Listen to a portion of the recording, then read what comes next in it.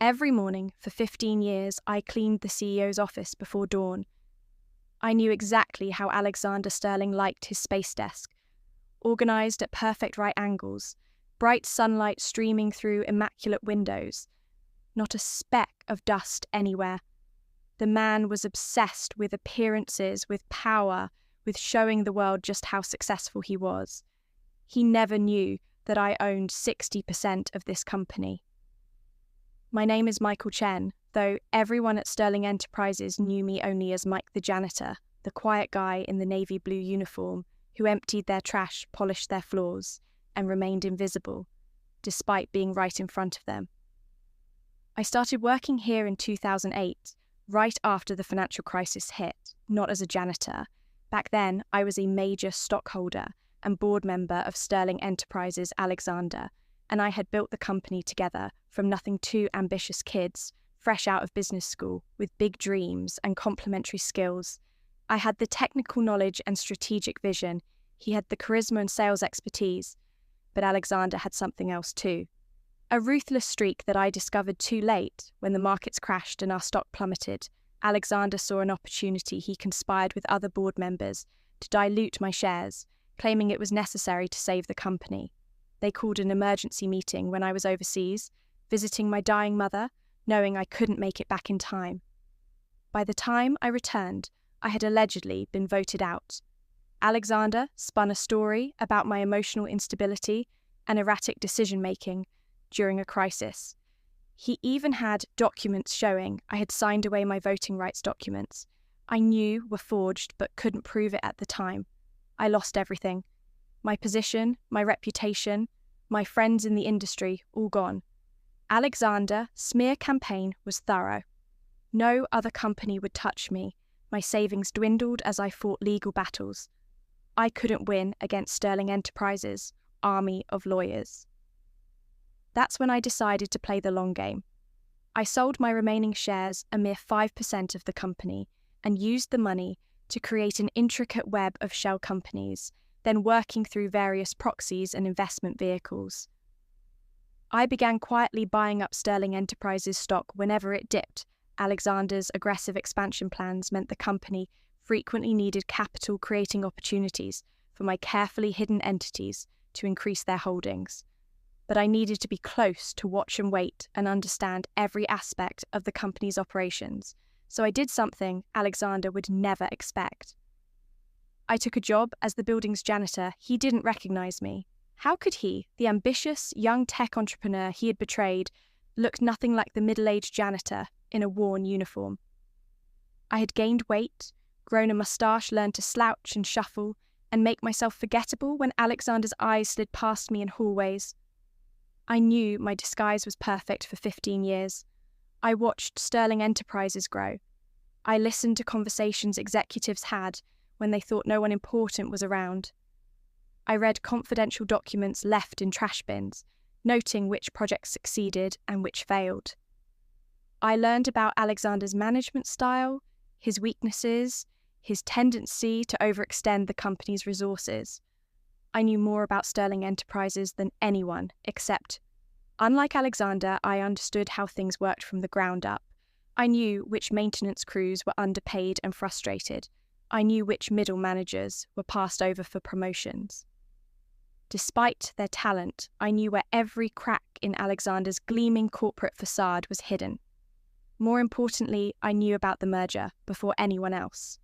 One night while cleaning the boardroom after a late meeting, I found a crumpled note under the table, a preliminary term sheet from Global Tech Industries, outlining a potential billion-dollar acquisition of Sterling Enterprises. I smiled, knowing my time was finally coming.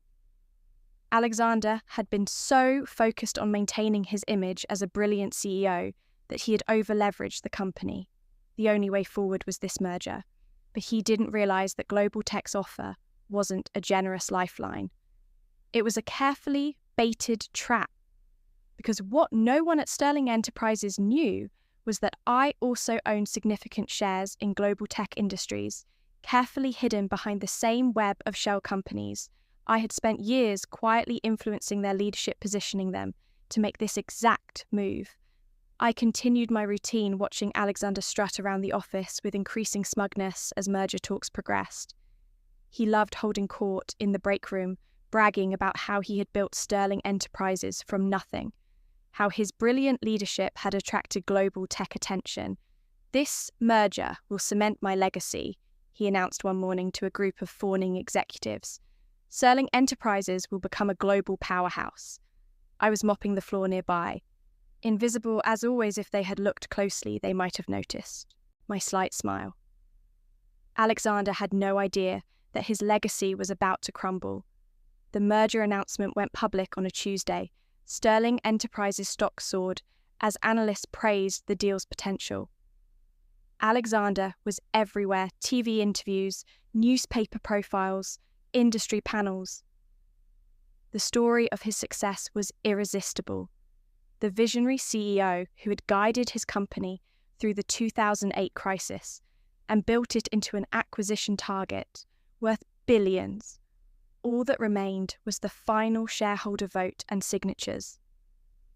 Alexander was confident it was just a formality after all. He believed he controlled the majority of voting shares through various allies and arrangements. That's when my carefully hidden web of companies began to emerge. It started small. One of my shell companies voting against the merger terms.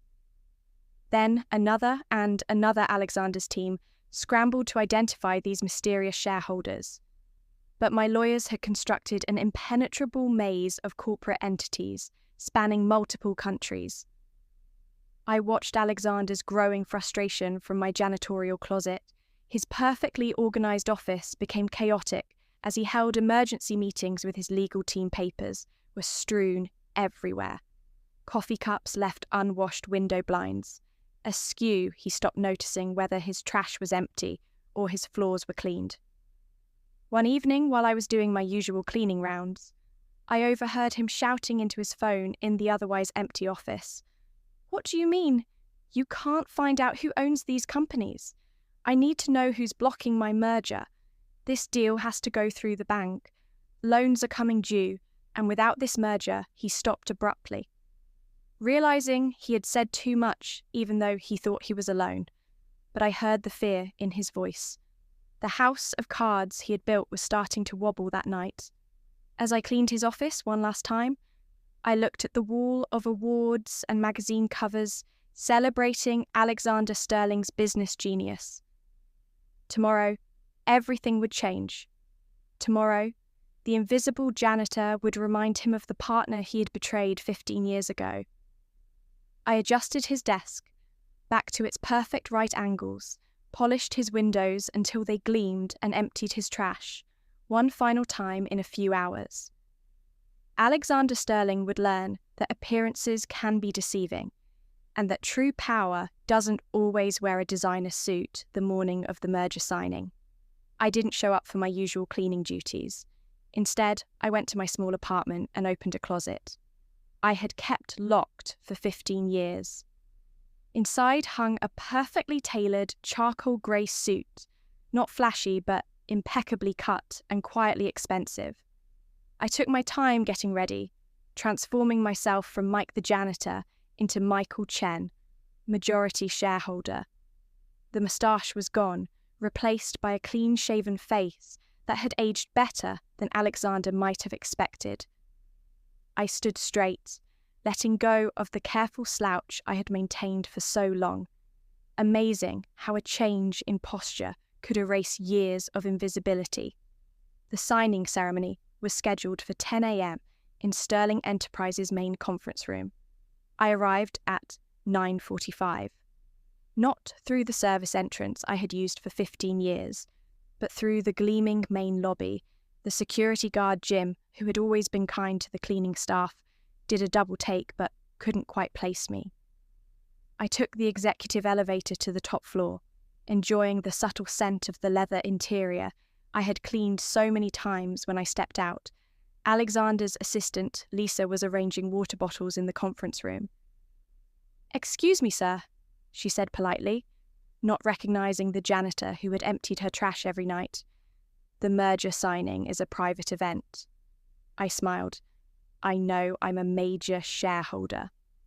The conference room filled quickly. Alexander's legal team, the global tech executives board members from both companies, all in their finest suits, all radiating confidence. That this was just a formality, Alexander swept in at 9:55, his timing calculated to make an entrance. He looked surprised to see someone sitting in his usual seat at the head of the table, but covered it quickly with his practiced smile. "I don't believe we've met," he said, extending his hand. "Alexander Sterling." I stood, slowly savouring the moment. "Actually, Alex, we have." His hand froze mid-air. I watched the colour drain from his face as recognition dawned.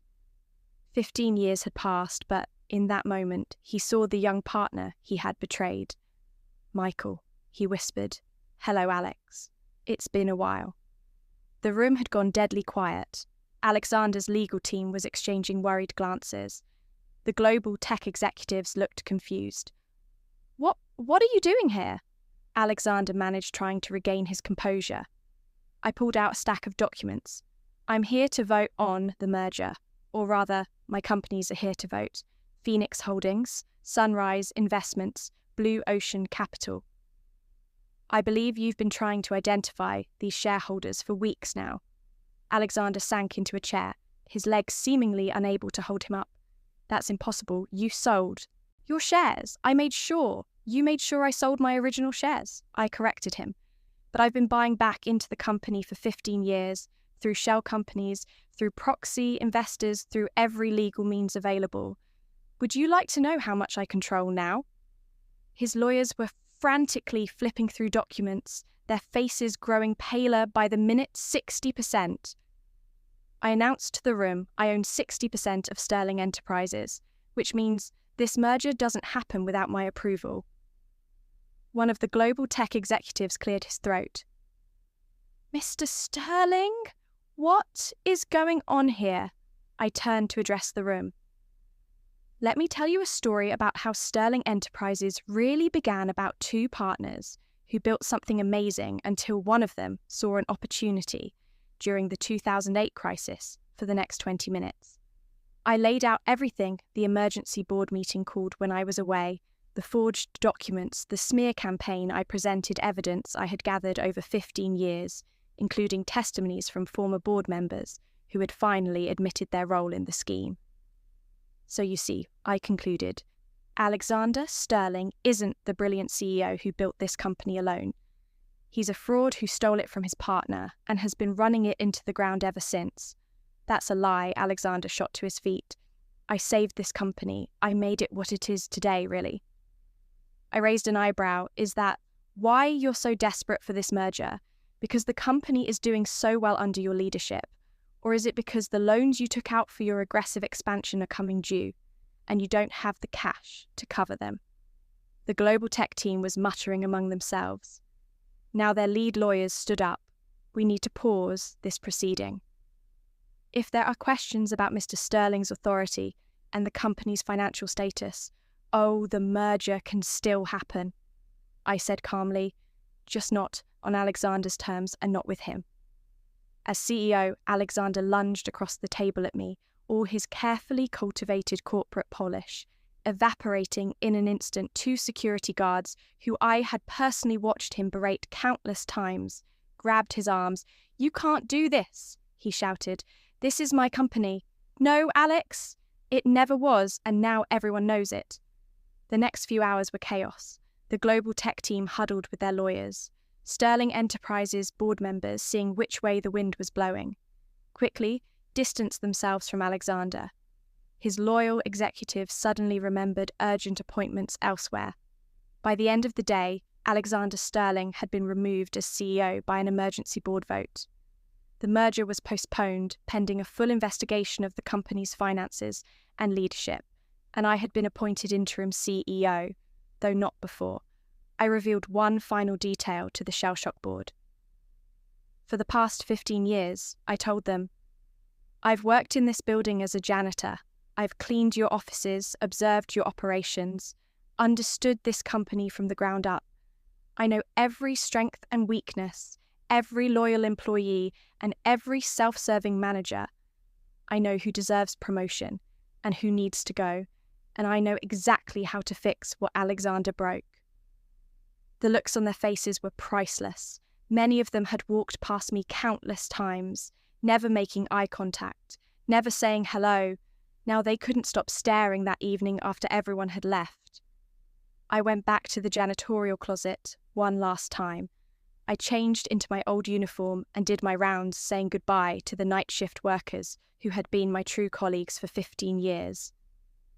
"You're really the new CEO, Jose?" my fellow janitor asked in disbelief. "I am, and my first act will be raising wages for all maintenance and support staff. This company was built on your work, even if the executives never realized it." I ended my final shift in Alexander's former office. My office now, the same office I had cleaned every morning before dawn.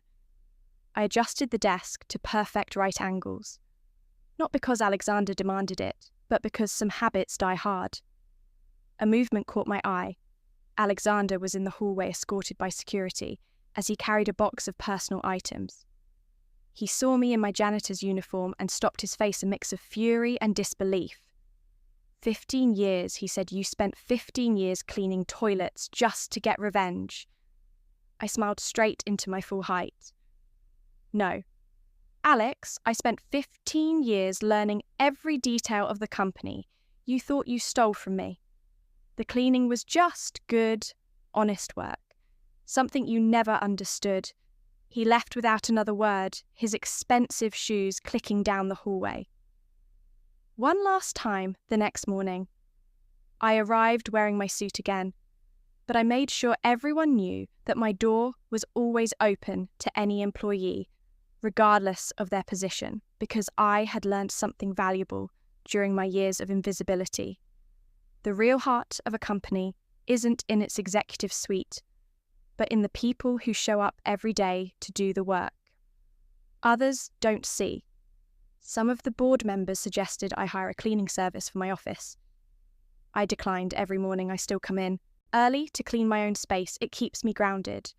Reminds me of the lessons I learned during those 15 years of watching and waiting.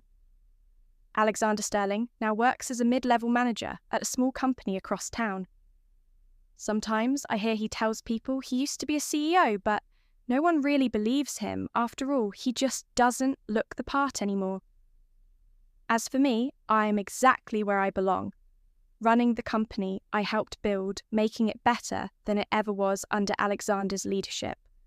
And every morning when I adjust my desk to perfect right angles, I smile at the truth. Alexander never understood. Sometimes the most powerful person in the room is the one you don't see at.